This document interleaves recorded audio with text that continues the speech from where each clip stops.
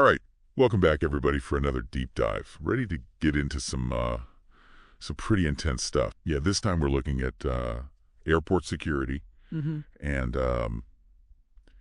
you know how secure are our airports, really? Right. That's the question we're asking. Yeah. Because we've got this this internal briefing document Okay. about JetBlue Flight 1801. Okay. It's a story that kind of goes way beyond just the headlines. I think that's safe to say, yeah. Yeah, so, I mean, I guess just to start with the basics. Yeah. JetBlue Flight 1801, Airbus A320, flying from JFK to Fort Lauderdale, January 8th, 2023. Okay. And upon landing, 2 unidentified males were found deceased in the landing gear compartment. Oh, wow. They're possibly Jamaican nationals.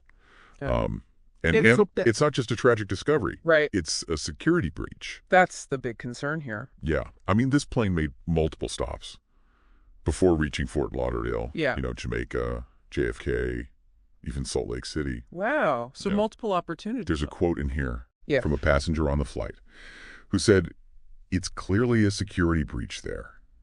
You wonder if it's too many passengers. It's the holidays." Yeah. But that should never happen. No, absolutely not. And I think what's even more concerning is that this isn't. You know, Yeah. the first time we've seen something like this, remember the case in Hawaii last year Yeah. with the United Airlines flight?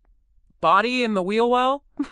So, like, you start to see a pattern here. Yeah. Makes you think maybe there are some systemic issues going on. Systemic issues, what does that actually mean in this context? So what I mean by that is there might be like underlying flaws in the whole system, not just, you know, a couple of isolated human errors. Yeah. You've got so many different moving parts to airport security. Right. You've got staffing levels at the checkpoints, the training that those staff receive, even just communication between the different teams at the airport. Yeah. So if any one of those areas has a weakness, well, that's an opportunity for somebody. Vulnerability. Exactly. Yeah. Okay, so that kind of explains how it might be possible. But, I mean, this leads to another kind of chilling question. What would drive a person Right. to take such a drastic and ultimately fatal risk? Yeah. I mean, we know the landing gear compartment Right. isn't pressurized or heated. Temperatures at altitude can reach Sub-freezing. way below freezing. It's almost Yeah. always a death sentence. It is, yeah. But you have to think about it from their perspective. Yeah. Desperation can be a powerful motivator. Some people might be fleeing really desperate circumstances. Like imagine you're facing economic hardship, Yeah. political persecution. Right. They may be misinformed about the dangers, thinking it's their only option. To get somewhere. Exactly. Yeah. Okay, so we've talked about vulnerabilities. Yeah. Motivations. But, I mean, what about the actual security technology Oh, yeah. at airports? I mean, is Yeah. it just a matter of too many passengers rushing through Yeah. during the holidays, or? It's definitely a factor, but it's more complicated than that. Yeah.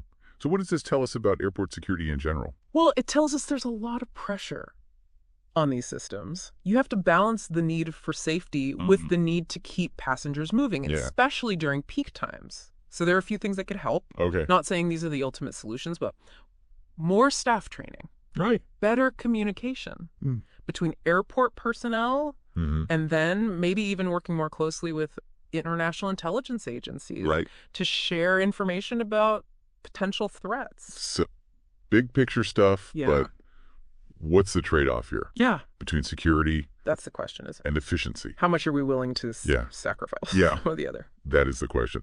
So this wasn't just about a tragic incident. This is about a much bigger issue. Absolutely. Security vulnerabilities exist. Stowaway attempts are incredibly dangerous. And the balance between safety and efficiency is really complex. So as you travel, think about the systems that are in place that are trying to keep us safe. And next time you're at an airport, just take a moment to observe that security process. Maybe from a new perspective, what stands out to you? What could be improved? It's not just a tragic story. It's a wake-up call to think critically about airport security.